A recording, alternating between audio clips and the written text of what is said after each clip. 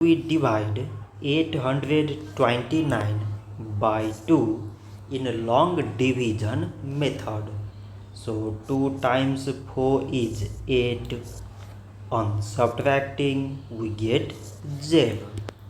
So now we put down these 2 and 2 times 1 is 2. On subtracting we get 0.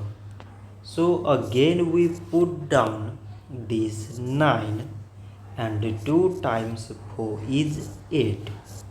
On subtracting we get 1. So now this 1 is less than 2 and there is no other number to put it down. So we take here decimal, so that we put 0. So it is 10 and 2 times 5 is 10. On subtracting we get 0.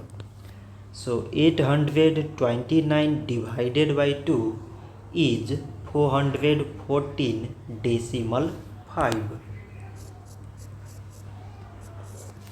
So this much for today and thanks for watching.